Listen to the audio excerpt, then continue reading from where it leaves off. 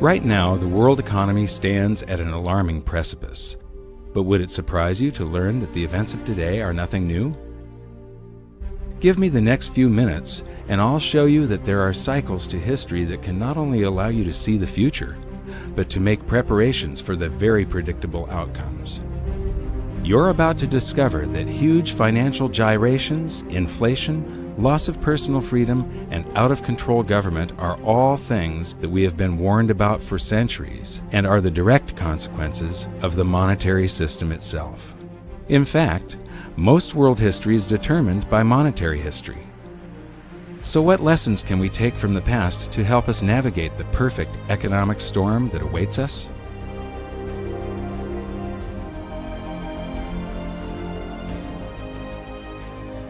Debasing a nation's currency supply to pay for public works and war is a pattern that just repeats and repeats throughout history, and it's a pattern that always ends badly. In this double episode, we're going to create a timeline to show the similarities between ancient Rome and the United States today. Just like the USA, Rome started out as a republic after overthrowing a monarchy. So let's begin with their early economy in around 500 BC. In the early days of the Roman Republic, for the first 178 years, there's no evidence of big inflation. They were using gold and silver coinage mostly as their currency. Small denominations were made out of copper and bronze. Then Hannibal of Carthage starts to harass Rome in something called the Second Punic War. And to pay for this war, they did deficit spending by taking the coins that they took in taxes, melting them down, and adding cheap and abundant base metals such as copper so that they could mint more coins. This caused a big inflation, and the inflation was one of the factors that brought the Roman Republic down to a dictatorship, the Roman Empire. Most of Rome's gold and silver was stored in vaults under the floor of their treasury, which was also known as the Temple of Saturn. If you visit Rome, go to the Forum in the center of the city, where you can still find the ruins of the temple today. And here's something I found really interesting. The U.S. Treasury in Washington, D.C. has almost exactly the same design. So now let's start filling in our timeline of events to keep track of the major similarities between Rome and the USA. We just learned that the early Roman Republic enjoyed a long period of practically no inflation because they used sound money, pure gold and silver. Interestingly, the United States started on the same path. From the late 1700s to the early 1900s, prices were very stable thanks to laws that mandated the use of gold and silver as money, and our people were not robbed by inflation. But in both instances, it was the ongoing debasement of the money for war spending and public works that led to economic chaos. Tell us the parallels between Rome and what's happening in the United States today. Well, they're obviously two very different societies, but there are some broad parallels. Rome was a republic. They made sure they had two people each year who were the rulers, the consuls. They always changed because the Romans were worried. They'd had a monarchy before, very unpopular. They overthrew it, so they didn't want anyone getting too many powers. What did in Rome? No surprise, excessive taxation and debasing the money. When you look at the coinage, it started out being an exact measure of copper for the sestertii and silver for the denarii, and by the time it was all over, worth absolutely nothing with perhaps a wash of silver to make it look like the original thing, which is exactly what we're doing now. So these patterns repeat themselves. They always repeat themselves. The Romans were the first culture to understand that a currency maintains its value because of its rarity. Julius Paulus once said, "This device, being officially promulgated, circulates and maintains its purchasing power not so much from its substance as from its quantity." Even still, the Romans never stopped churning out more currency, just like the USA today and the ancient Greeks before them. But in their race to debase, the Romans came up with some new twists of their own. The first of these twists was coin clipping. Whenever a Roman would enter a government building, they'd simply clip the edge off of their gold or silver coin. They would save up all of those clippings, melt them down, and mint more coins, expanding the currency supply. And when that wasn't enough, they developed the art of revaluation, where you just take a coin and you stamp a new value on it. You got 100! That simple.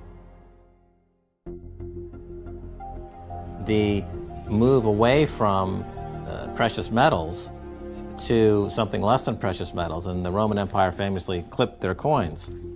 This was a debasement of the currency. There wasn't a paper currency, but it was a debasement of the currency. In the US, there's a very interesting phenomenon going on where they're not clipping coins, but when you go to the supermarket, you find that the portions of the items at the supermarket on sale are shrinking. You know, the servings on various other consumer products are getting smaller and smaller, but this price is the same.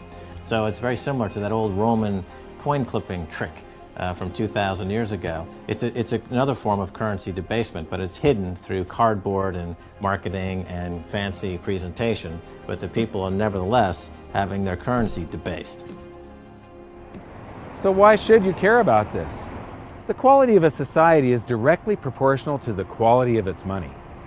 Stable money leads to stable prices, which leads to a stable society, whereas debasement of the currency leads to the demise of empires.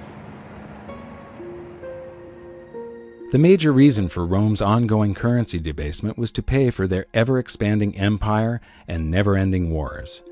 The precious metals content of their coinage fell further and further until it had next to no connection with the pure gold and silver that had initially provided them with a stable economy. Cut to today, and we see the same pattern. Up until the outbreak of World War I, the United States had very high levels of precious metals in its coinage, and treasury notes were backed by gold at a 1-to-1 ratio.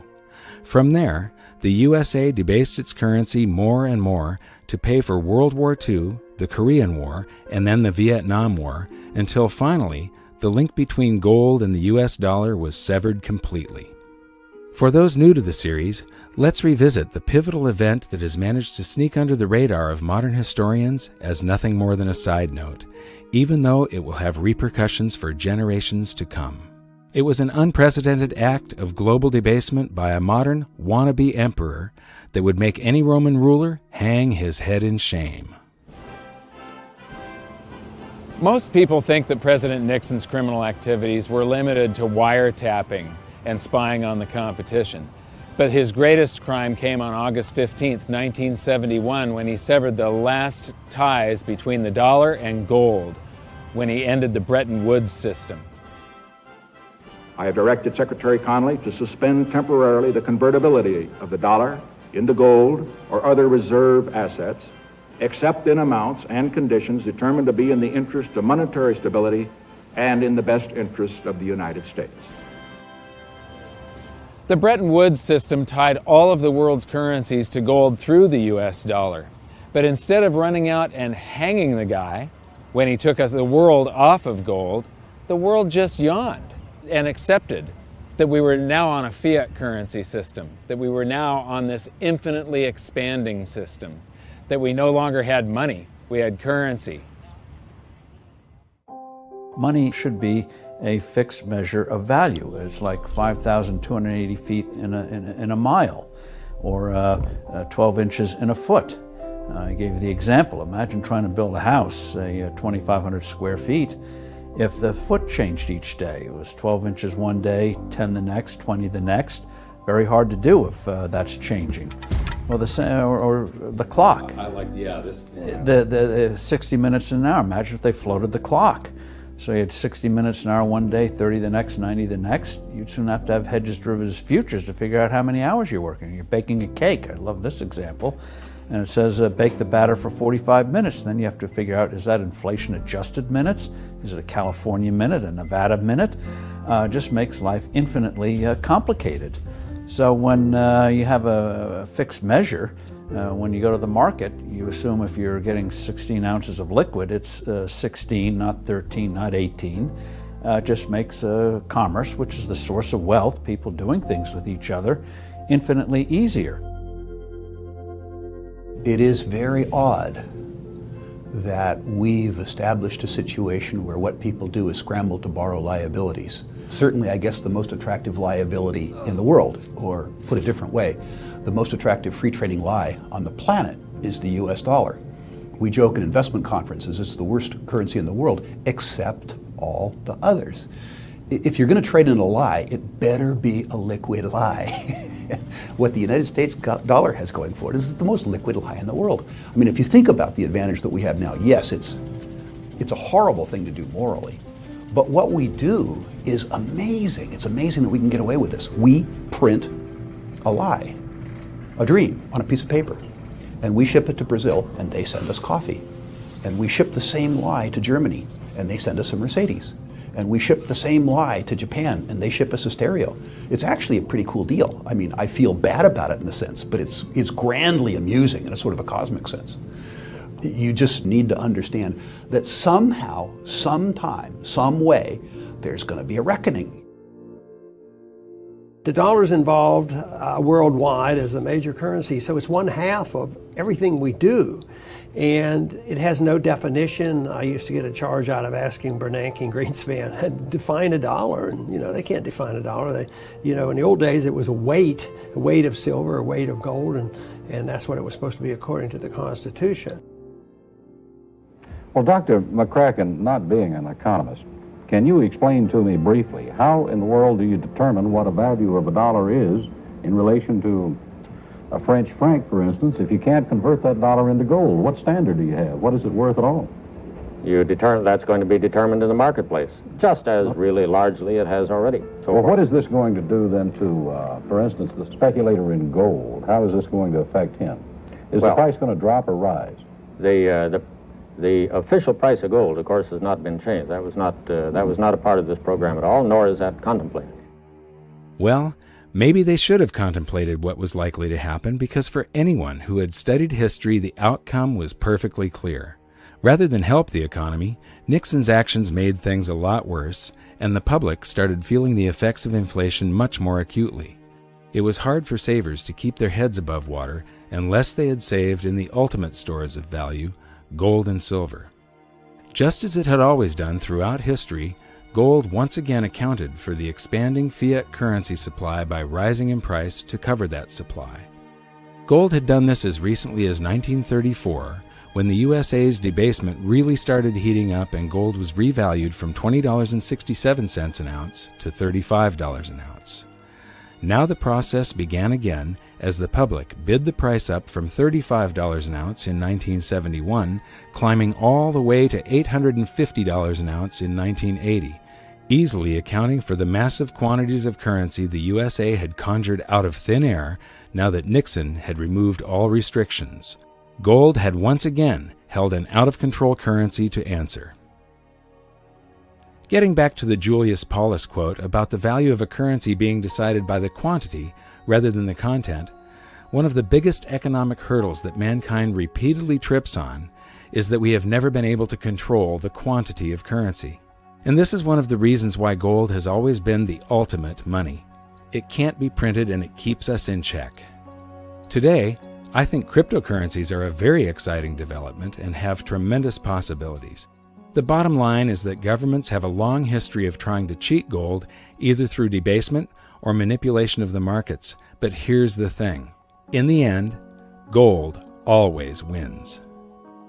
And that brings us back to the Romans, who went through many cycles of currency debasement for war spending, then inflation being felt by the public, then revaluation of the currency, then more debasement for deficit spending on war, resulting in even more inflation being felt by the public. The cycle repeated again and again. Those who were able to hold gold outside the official system maintained their purchasing power. Those who did not suffered greatly. In 270 AD, Emperor Aurelian took power and had the now worthless official coinage recalled and minted again to contain a small amount of silver, just 5%. This act brought a new vitality to Rome, but unfortunately it was short-lived as government after government gave in to the temptation of spending beyond their means. Eventually, wars were funded by levying huge taxes on businesses and the rich. This only had the effect of closing down many essential businesses. The more meddling the government did with the economy, the worse things became. The government started confiscating private property by force to fill their empty state coffers. Rome was sliding into ruin. And that brings us to Emperor Diocletian. His actions are the first recorded example of the following hidden secret of money. Wage and price controls do not work. He came to power as inflation was surging, but his decisive actions only added fuel to the fire. So because the economy was getting worse and worse, Diocletian created a whole bunch of great government solutions. He created a bunch of works projects. He hired a bunch of the homeless and people that were unemployed, made them soldiers and government employees, and this caused deficit spending to just go out of control, and inflation raged into what is known as the first documented hyperinflation. So to get inflation under control, in 301 AD, Diocletian issued his infamous Edict of Prices. This was a massive volume of a list of all of the wages and the prices people could charge for goods and services. And it was all enforced under the penalty of death. So what happened was instead of risking your life to sell something at a profit so that you could stay in business, people just closed up shop. Instead of doing a job that was listed in the book that was below a living wage, people quit their chosen career and tried to pursue a job that wasn't listed in the book. The result of this was that Diocletian came out with a law that said every son had to go into his father's business under the penalty of death. When governments start meddling with an economy, the result is always the same. Prices become distorted. This is a huge danger because prices act as a signal for an economy. They indicate to producers and buyers where true value lies. The outcome is always economic turmoil, shortages, and black markets. We've seen what happened to gold when Nixon started his economic interference, so now let's go back and see what happened when Diocletian started his jumbo-sized meddling with the economy. We know when Diocletian created the Edict of Prices that the price of gold was 50,000 denarii per pound. And then we also know from transaction receipts around 50 years later, the price of gold had risen to 1,200,000,000 denarii per pound. That's a 42,400% hyperinflation over a 50-year period. That would be similar to if gold was $35 an ounce 50 years ago. Today, 1 ounce of gold would be about $1.5 million. Another analogy that I can make is if an average family car was about $2,000 50 years ago, today it would be selling for $85 million. Just imagine $85 million on the windshield of a car at a car lot. That's the type of inflation these poor people suffered through. Well, wage and price controls upends an economy, gives more power to the government. What are price controls? Prices are supposed to convey information. That's what markets are about, knowledge and information. So a price will tell you something is dear. Oh, get out and produce more. The price is low. Maybe you're producing too many of it. So it's a way of conveyance of information. So you devote your efforts to something that people want, not what a bureaucrat dictates. So when governments trash the money and your prices, nominal prices are going up, the government response is, oh, they're greedy speculators or merchants or whatever, and so you say you can't charge as much. Well, what that means is you get a black market and you hurt the production of the thing. The idea that government can substitute for people interacting among themselves is preposterous. This pattern of failed price controls is something we see throughout history and across the globe. Skip forward over 1,500 years, and governments still hadn't learned their lesson. During the chaos of the French Revolution, the government issued a set of wage and price controls known as the Law of Maximum, also imposed under the penalty of death. It's worth noting that when wage and price controls are implemented, government always tries to deflect attention away from the problems that it has created itself by shifting the focus to businesses who are labeled as greedy hoarders or price gougers. In reality, most are just average people trying to keep their business afloat doing their best to deal with the unstable supply and demand curve created by government meddling. And France was no exception to this blame game. During the law of maximum, many innocent people were executed, food shortages developed, and black markets ruled until finally, 15 months later, the act was repealed because it didn't work. And all the stored-up energy of government manipulation was unleashed at once, leading to a further period of chaos and inflation for France. I agree with Steve Forbes. The idea of wage and price controls is absolutely preposterous. Now we'll skip forward another 200 years and government was at it again. Many people don't realize that Nixon's speech from 1971 also included the announcement of a 90-day wage and price freeze. The United States was suffering from big inflation thanks to deficit spending for the Vietnam War. Silver had been taken out of circulation in 1965, reducing our coinage to worthless flecks of base metal, and the paper currency supply had been expanded greatly. Did that sound familiar? Just like Diocletian, Nixon's team of economic boffins thought they could curb inflation by fixing wages and prices. The time has come for decisive action, action that will break the vicious circle of spiraling prices and costs. I am today ordering a freeze on all prices and wages throughout the United States for a period of 90 days. Working together, we will break the back of inflation. You'd think that these people would learn from history, but they don't. To get an idea of how out of touch the men with their hands on the economic levers were, listen to what Nixon's advisor had to say about the duration of the controls. Would it be your anticipation that it would take more than 90 days to break the back of inflation, as the President put it tonight, that there would have to be a further extension of an actual wage price freeze? I would not, no, I wouldn't. I don't think one can say that it will necessarily take longer. We're sailing to some extent in an uncharted sea here, but this, I think, is a reasonable estimate of the time that's going to be required.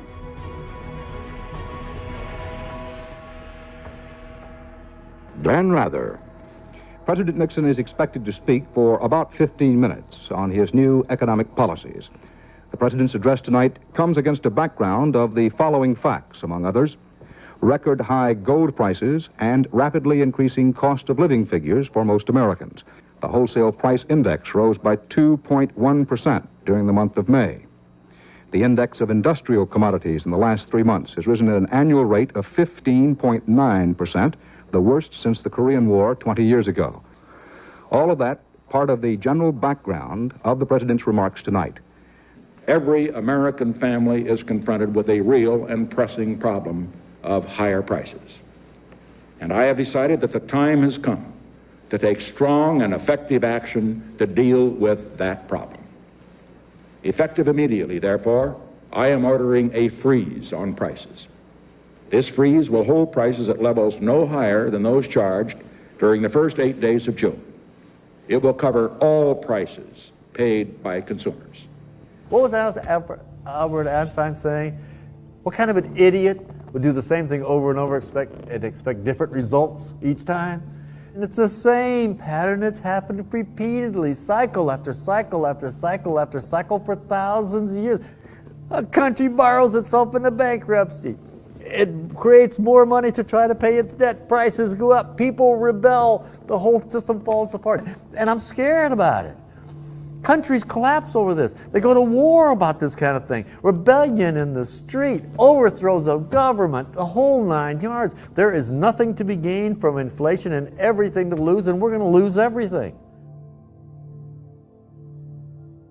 Around the world, people don't seem to realize that government intervention always makes things worse.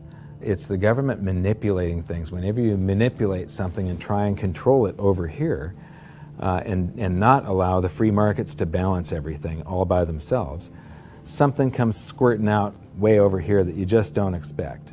For instance, the dot-com bubble popped in 2000. Alan Greenspan lowered interest rates to try and get the stock markets back up again, and he accidentally created a real estate bubble that's now devastating the world. Back during World War I, they inflated the currency supply tremendously. The Federal Reserve was born just at the beginning of World War I. We added to the currency supply by adding bonds to back our currency along with gold. Then there was this big, it's called the Depression of 1921. It's the single greatest deflation that the U.S. has ever seen. It's bigger than the Great Depression. The contraction of the currency supply was huge. The reason nobody knows about the Depression of 1921, they only know of the stock market crash of 29 and the Great Depression, is because the government did not rush in to save us. The Federal Reserve didn't try to suddenly lower interest rates down to zero. They didn't manipulate the free markets. They let the free markets work. It was horrible for a year. There were bankruptcies and foreclosures. People lost homes and things like that. But the bankruptcies and the businesses that folded, there were new businesses that were more efficient, that grew up to take their place. And when a home gets foreclosed on, it gets resold to somebody else. And yes, it was horrible, but the people that were leveraged out, or the people that weren't in full control of their finances, or the inefficient businesses that were just hanging on by a thread anyway, yeah, they went under. But because the government didn't rush in to save us, and the Federal Reserve didn't try and manipulate the economy, the free markets healed it all, and in 18 months it was a memory. In fact, 10 years later, nobody could even remember the memory. It was gone. Mark Twain is often quoted as saying, "History doesn't repeat, but it sure does rhyme." And as you've seen from this episode, that sure rings true. The wage and price controls, we will probably end up trying this in the United States sometime in the future. And, you know, they tried it during Diocletian. It didn't work. It destroys the economy, and eventually they have to repeal the act.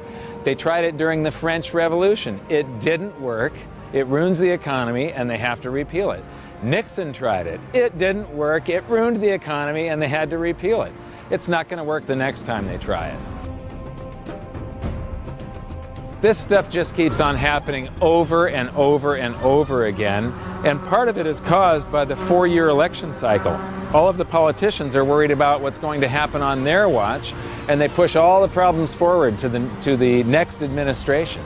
They really don't care what's going to happen out in the future. They care what's happening, you know, how they're remembered. So I'm expecting this to happen in the United States sometime. Right now I'm expecting a deflation, but when we get to big inflation or hyperinflation, you can pretty much count on the fact that they're going to make the same stupid mistakes because politicians do not read monetary history. 更多相关内容，欢迎关注陆可。This is just the beginning of the similarities between ancient Rome and the USA. In the next episode, we're going to focus on some more amazing events that are echoing throughout history to today. And we'll see what the future holds for the United States if we continue down the same path so many societies have gone before.